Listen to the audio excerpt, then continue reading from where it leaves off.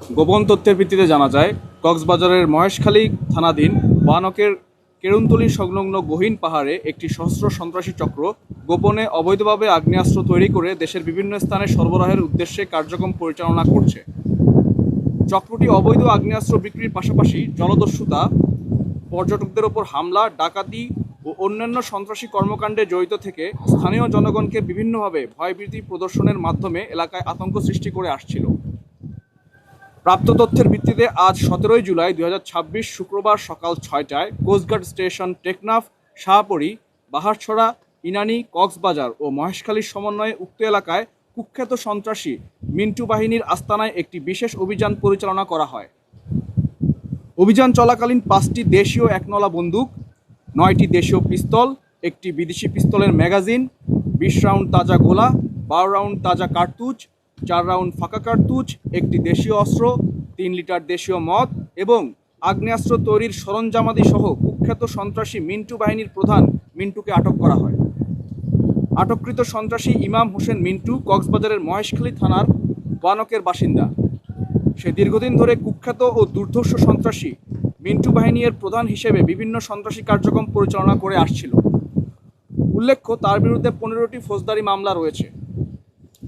তাকে আটকের মাধ্যমে অবৈধ অস্ত্রের অন্যতম প্রধান একজন ব্যবসায়ীকে আটক করা সম্ভব হলো, যেই অস্ত্র মহেশখালী সহ দেশের পূর্ব উপকূলীয় এলাকার সাধারণ জেলে ও লবণ চাষীদের জীবন অতিষ্ঠ করে আসছে।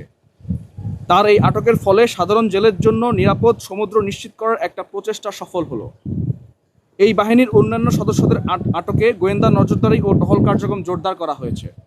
জব্দকৃত আলামত ও আটককৃত সন্ত্রাসীর পরবর্তী আইনানুগ ব্যবস্থা গ্রহণের কার্যক্রম প্রক্রিয়াধীন রয়েছে।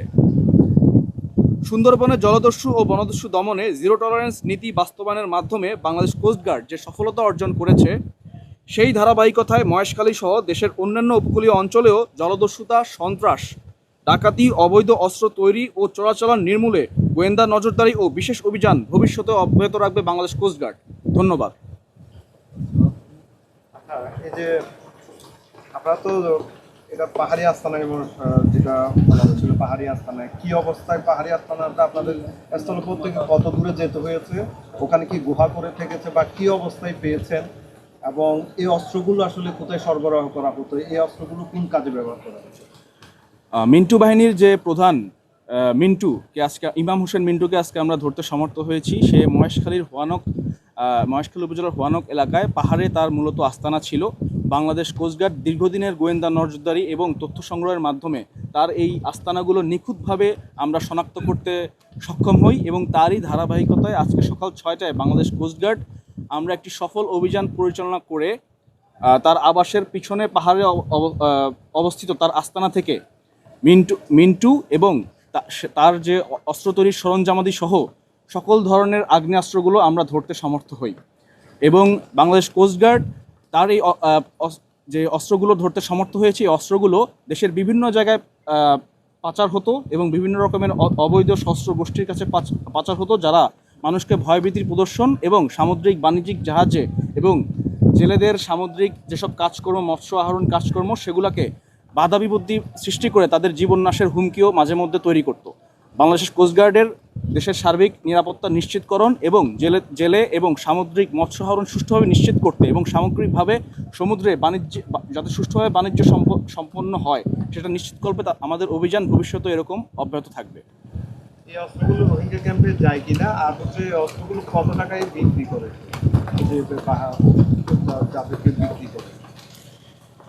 আমার মিন্টু বাহিনীর যে প্রধান মিন্টু, এই অস্ত্রগুলো বিভিন্নভাবে সংগ্রহ করে মূলত জনজীবনের জীবন নাশের হুমকি সৃষ্টি করার জন্যই অস্ত্রগুলো ব্যবহার করত। আপনারা জানেন, আমরা আমাদের বাংলাদেশ কোস্টগার্ড আমাদের উপকূলীয় অঞ্চলে যে কোনো রকমের মাদক, মানব পাচার এবং অবৈধ অস্ত্রের জন্য সবসময় আমরা আমাদের অপারেশন চালিয়ে থাকি এবং এজন্য আমাদের গোয়েন্দারা সবসময় তাদের তৎপরতা এবং তাদের সজাগ দৃষ্টি বজায় রাখে। এরই ধারাবাহিকতায় এই অস্ত্রের যে রুট এবং অন্যান্য যে আস্তানাগুলো সেগুলো কোথায় অবস্থান করছে তারই সঠিক তথ্য আদায় করে আমরা এই সুষ্ঠু অপারেশন পরিচালনা করি এবং এই অস্ত্রগুলো কোন রুট থেকে আরও আসছে এবং কোন কোন পথে বিভিন্ন রকমের আর্মস ডিলারদের কাছে এই অস্ত্রগুলো পৌঁছাচ্ছে, এই বিষয়ে আমাদের কার্যক্রম আরও জোরদার রয়েছে। ভবিষ্যতে বাংলাদেশ কোস্টগার্ড আরও সফল অভিযান পরিচালনা করে এই অস্ত্রের চালানকে শূন্যের কোঠায় নামিয়ে আসবে বলে আমরা আশাবাদ ব্যক্ত করি। যে অস্ত্রে তৈরি করে এগুলো একটা তথ্য আছে আপনাদের কাছে তথ্য আছে যে অস্ত্র তৈরি করে বিভিন্ন জায়গায় সাপ্লাই করে। আপনারা অলরেডি দেখতে পাচ্ছেন যে অস্ত্র তৈরির সরঞ্জামাদি টেবিলেই রয়েছে আপনাদের কাছে প্রদর্শনীর জন্য। তো আমরা সে অস্ত্র তৈরি করতো এবং সেটা সে সাপ্লাই করতো, এবং আজকে আমরা সফলভাবে অভিযান পরিচালনা করে তার যে অস্ত্র তৈরি করার যত সরঞ্জামাদি আছে সেগুলো সহ মিন্টু বাহিনীর প্রধান এই মিন্টুকে আমরা গ্রেফতার করতে সমর্থ হই। সো তার এই যে চক্র, অস্ত্র তৈরির যে চক্রটা, তা আমরা সফলভাবে ব্যর্থ করতে আমরা সফল হয়েছি। সম্প্রতি যে পর্যটকের ছিনতাই সোনাদিয়ায় যে ঘটনা ঘটছে, এখানে তার কোনো সম্পৃক্ততা আছে কিনা, আপনারা কোনো সম্পৃক্ততা পেয়েছেন? এই বিষয়ে আমাদের গোয়েন্দা তৎপরতা বর্তমানে জারি রয়েছে। আমরা আরও তথ্য সংগ্রহের চেষ্টা করে যাচ্ছি এবং আমাদের তথ্য যখন যথেষ্ট হবে, যখন আমরা পুরোপুরি শনাক্ত করতে সচেষ্ট হব, তখন বাংলাদেশ কোস্টগার্ড এই বিষয়ে আমাদের কার্যক্রম এবং অন্যান্য অভিযান পরিচালনা আমরা অব্যাহত রাখব। Thank you.